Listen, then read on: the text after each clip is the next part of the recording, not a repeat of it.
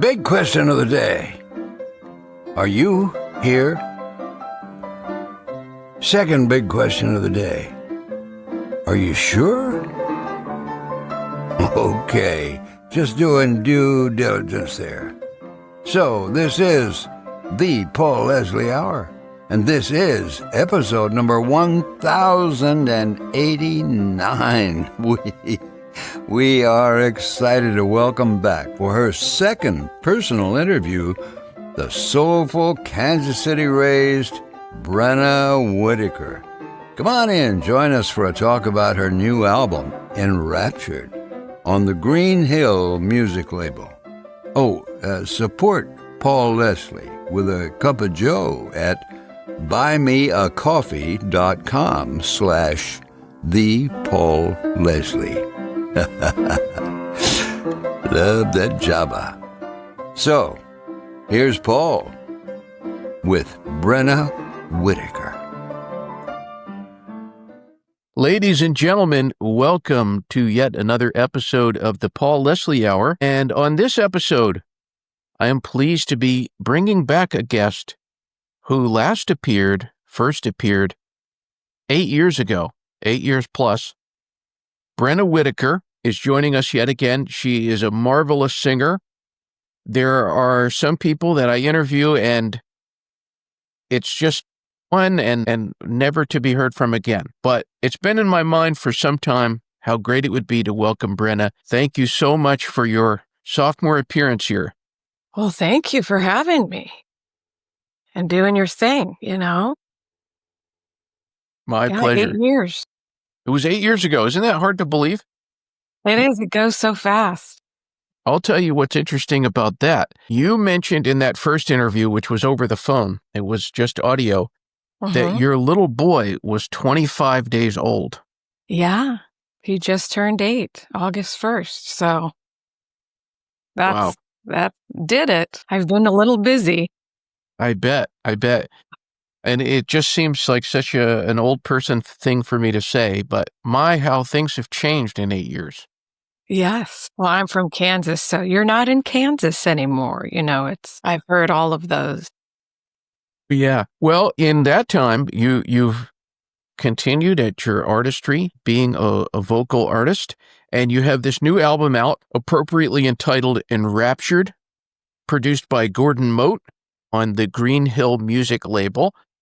Tell me a little bit about the meaning of that, Enraptured, how you came up with that.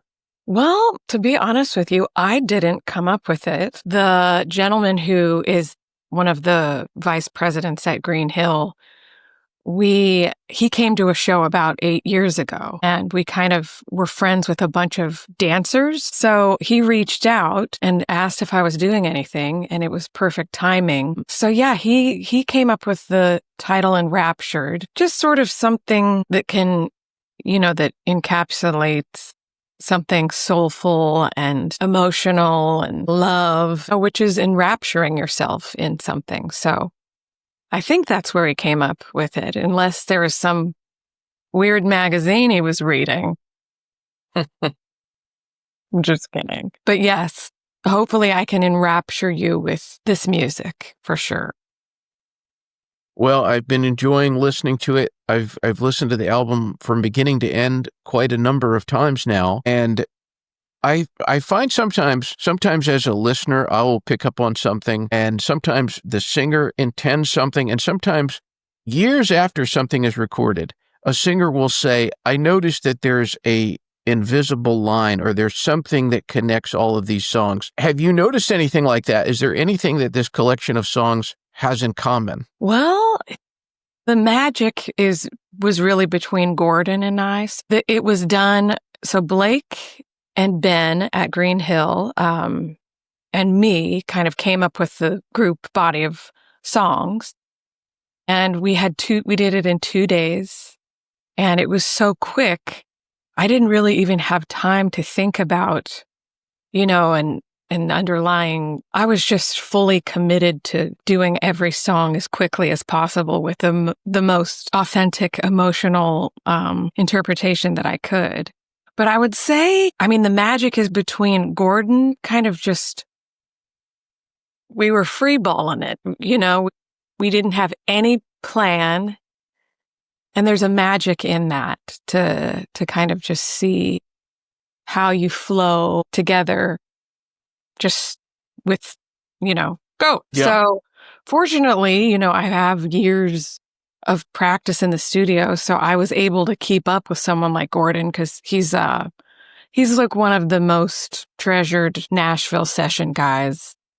And he happens to be blind. So, everything that he plays emotionally is just straight from hearing me and kind of getting to know me and listening to my voice. So it was based, on the artistry of sound, basically. So that was kind of the underlining thing that kind of flowed, I think, through the whole project. So you picked songs that had some kind of emotional connection. Mm-hmm. And you and Gordon went in there and you just said, we're going to make the best record we possibly can. Yeah. And the idea was to kind of do it like we're doing a live performance at a club with a smoky club, where you just walk in and it's just, a house band and old school style. So that was the idea. I mean, Gordon, I was nervous because I'm like, how are we going to do this? And he's like, just pretend like you're at the club singing. And so that's kind of what we did. And yeah, it was such a pleasure to work with these guys that he put together and so quickly turning it around. Because I haven't put music out in a while. So the goal now is to continually put music out for the next couple of years. So I'm already done with the second project and I'm working on a Christmas album with them. And they're the best little label, no riffraff, just wholesome, really fun, cool people. So it's easy. That's wonderful. Well, tell us more about this producer, Gordon Mote. Gordon Mote. Well, he's just one of those rare, the word that I would use for him is rare. He has all sorts of stories. Leon Russell, I guess, that Gordon was his favorite piano player. So he's, he's there. He's in that spaceship for sure. But he plays a lot of country and country pop. So he was able to kind of stretch a little and go into the jazz zone and the old R&B zone. But yeah, he's one of the best. And, and like David Foster, really can pick up on those emotional moments, kind of an ear hook thing that is very rare to have. So he definitely has that. I was reading in your press release, it said you consider yourself a vocal artist, and then you say that's a lost art form.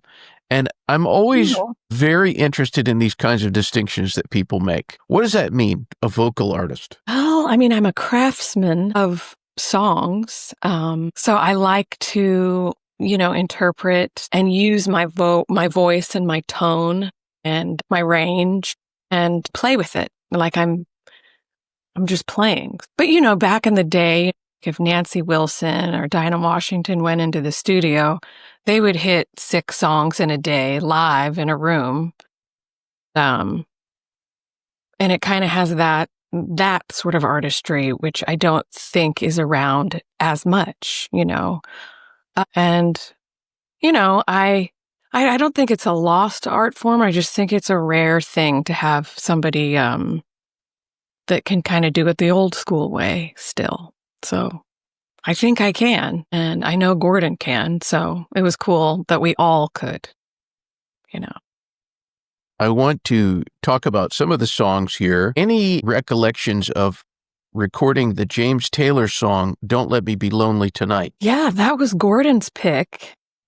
And I personally was like, I don't know. But, a lot of my first album, I was so picky and a little bit of a diva. And with this project, I really just said, I'm going to do their ideas and not fight and just go with the flow a little bit more.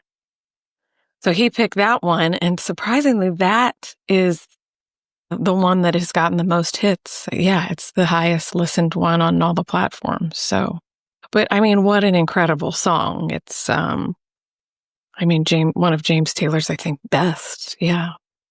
Yeah, I have to agree. And I really, really loved, in terms of which one my ears especially perked up, would be the great Carly Simon, Nobody Does It Better. Yeah. Yeah, that was Blake Davis's idea. And, I'm a Bond person, drama. And that's one of the more kind of, there aren't a lot, I don't think there's a lot of minor keys, and there aren't in the whole song. So it's more of a positive resolution Bond song. So yeah, it was fun to do. I'm a huge Carly Simon fan. And I just recorded another one of hers on the next project. But yeah, it's such a classic. The audience loves it. Do you ever think about, when you record something like that, about what Carly Simon's reaction, for example, would be to it? Oh, that's a hard one. I mean, I would hope she would take my interpretation as a sweet, genuine, authentic, voice of her product, but I can't say I don't. She's terrible. It must be weird to have people cover your songs all the time, but I hope she would enjoy it. Maybe one day she'll give a listen. I don't know why. Something tells me she will hear it. And I know there are so many versions. Well, what about We're All Alone, which originally is a Boz Scaggs song? Yeah. That was another, we were in the 70s in a lot of these, and that was one of Blake's and Ben's pick. It's just such a timeless melody. It brings you straight back to that time. It's sort of like a 70s poem to me, in very earthy. I think that's how I would describe it. Soulful, earthy. Mm-hmm. Well, that brings us to a song that most people associate with Gene Wilder, and Pure Imagination, which appears in the old movie Willy Wonka and the Chocolate Factory. How did you come up with your particular spin on that? Did you go back and listen to Gene singing, or how did you do it?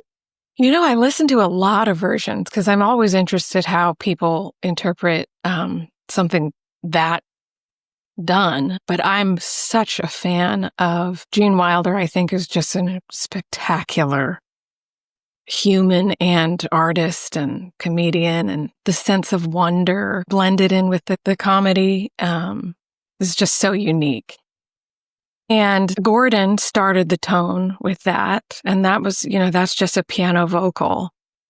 So it's very simple, and sometimes the more simple you go, the bigger it actually is. I was just using the story, so it kind of reminds me a little bit of Somewhere Over the Rainbow, where there's a question mark in it, and, having hope and trust and maybe question mark, So yeah, that one was really fun to do. And I did the video with my 1-year-old. So I had another baby last year, and his name's Walden. And so yeah, it was sort of through the lens of how kids see nature, and what the adult reaction to seeing the kids' reactions are. So, it's such a whimsical, beautiful song, but Gordon really took the ropes with that, and I just followed.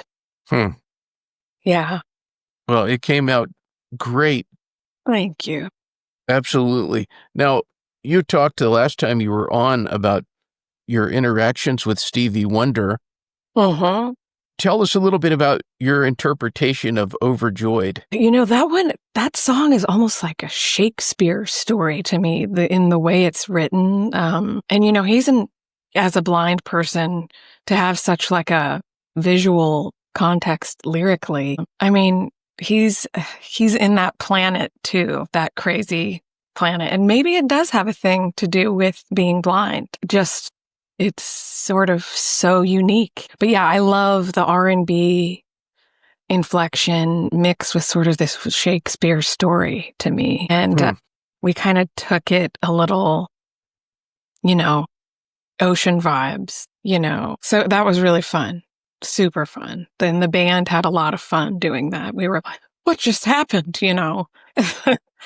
So thanks, Stevie, for one of the most beautiful gems. But yeah. You mentioned that there's a Christmas album coming? Yeah, I'm going to work on a Christmas album. I did Mary Did You Know on this project, and I'm going to do a full Christmas album in the next couple of months for next year. For next year. Yeah. Okay. Do you have a lot of people who pitch you songs? I do. And I'm terrible. It's so hard because I'm so picky because I just have such weird standards of where things come from emotionally and moral of the story and beginning, middle, end. And what does this mean? And, I'm kind of a snob with lyrics. So, and I'm a songwriter myself, but I don't, again, it's when you listen to all the old stuff, it's really hard to make new stuff. For me personally, but yes, I do. And I listen. I just think sometimes people miss what the point of what they're actually writing about sometimes. Interesting. Yeah. Well, being based out there in Los Angeles, everybody can visit BrennaWhitaker.com, and that's spelled Brenna. I'm hoping you can tell us in your bio, you talk about how, you've been able to sing for some people that are pretty world famous. For example, Gene Simmons. Mm-hmm. Yeah. And the late Hugh Hefner. Yeah. Can you tell us maybe? Right. They were. Hollywood, it's kind of like a small town. Once you're here for a while, they go to Trader Joe's and have their restaurants and gas stations, and it's a little town, and they all have kids and their kids, schools. But yeah, I did Gene's wedding and I did his daughter's wedding, and I've done a bunch of charity events for their family. And to me, they're one of the most normal families, I think, in Hollywood. But Gene loves rock and roll, blues, Jackie Wilson, so he loves the stuff I love. So that's really how we became friends, is we just have a love for those genres of music. Yeah. Yeah. Ever so often, I would hear him say something that would reveal a knowledge about really old songs. Like one time I heard him and he said that, "Do you know what it means to miss New Orleans?" was one of his favorite songs. And I thought, really? Yeah. Yeah, that doesn't surprise me though, because he knows all of that, the old stuff, and shows me clips of people that, doing all the Elvis moves before Elvis and, So yeah, he's a rhythm and blues pioneer of music for sure. Yeah. Interesting. Do you have any other stories from your time out there in Southern California? Well, Stevie Wonder did come. I've done 3 events where Stevie was in the same, shows up, but he did come to one of my shows years ago at a jazz night in Hollywood, and he did 5 songs with the band. And that was pretty spectacular. And I got to sit next to him and hold his hands and talk about astrology. And then I got to walk him down the stairs of the valet, and he just trotted down the stairs. So, I was all nervous, like, what if here I am holding Stevie Wonder's hand down the stairs. But, they really, they learn a way, blind people, to maneuver. And they're confident in it. So, I have so many cool stories of really cool people that happen to be creatives, in Hollywood. But yeah, that's one of with another, person being blind. But yeah, I'm really lucky in LA to, when somebody's in the audience, they'll come up and say hi, and we'll have a little chat. And, that's really special for artists to be, seen by people they respected growing up and, so that's fun. Absolutely. Yeah. So when is this girl from Kansas City going to record her own version of Over the Rainbow? Good question. Well, I was in Kansas City with the Kansas City Jazz Orchestra, and Clint Ashlock, he runs it, and he did an arrangement of Somewhere Over the Rainbow. And I really hope to do a full album with the Kansas City Jazz Orchestra. They're so good. And, being from Kansas, I think what a better place to do it than with the Kansas City Jazz Orchestra. So hopefully I'll figure out who can pay for that, Yeah. But yeah, so I think that would definitely in the next 2 years, because I'm trying to release stuff consistently to make up for time, with the pandemic and having 2 kids and, kind of just, yeah. Well, we talked last time about who you would like to work with, but as a singer, Brenna, who would you most want to do a duet with? Someone who's alive. Ooh, Peter Gabriel would be kind of a blast. Bruce Hornsby, Kakan, Tom Jones. That's a hard question. And I should know, but doing harmonies with other people, there's nothing more fun than that. So it would have to be some sort of power ballad with great harmony. Steve Perry,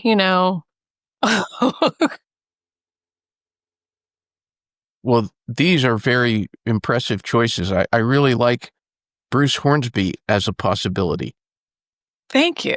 I love the way he plays. And there's a Shaka Khan song that he did called Love Me Still. And I love the harmonies on that. I would love to do a duet with somebody who could sing it like they did. But yeah. So for anybody who listens to this album, Enraptured, what do you hope ideally that the listener gets from that experience? I just hope that they, driving in traffic or coming home from a hard day of work, and I just hope they can be enraptured with an escape through music, somewhere peaceful, and beautiful and spiritual. Really, music to me is very spiritual. So if they can feel that, then they can be enraptured, Well, I hope everybody out there, please check out this album, Enraptured, and do yourself a favor. Listen to the whole album from beginning to end. Really give yourself the chance and the gift of listening. And I always like to let my guests end the show with anything that they want to say. It's a totally open-ended question. For anybody who's tuned in, wherever they are, what would you like to say to that person? I would just like to say, it's almost Halloween. It's almost Thanksgiving. It's going to be 2026. And, always have music on. I know you do, Paul, but I think the more music, the better. So just even with the kids, just make sure you always have something cool playing. That's what I would say. Do it. We're on the yacht rock station in my house constantly. Nothing wrong with yacht rock. Yep. You can't go wrong. Well, Brenna Whitaker, thank you so much. It's been great to talk to you again. Good to see you again or hear you again. And thanks for having me. My pleasure. Loving music. Thank you. Okay, have fun. We thank you and appreciate you dropping in for the Paul Leslie Hour today. You can help the Paul Leslie Hour in our mission to provide independent media content like this by visiting www.thepaulleslie.com/support. We truly thank you. This is your announcer speaking. Performance of The Entertainer intro song and Corina Corina outro song courtesy of John Premerano. Well, that's it for today. So until next time, be safe and be good.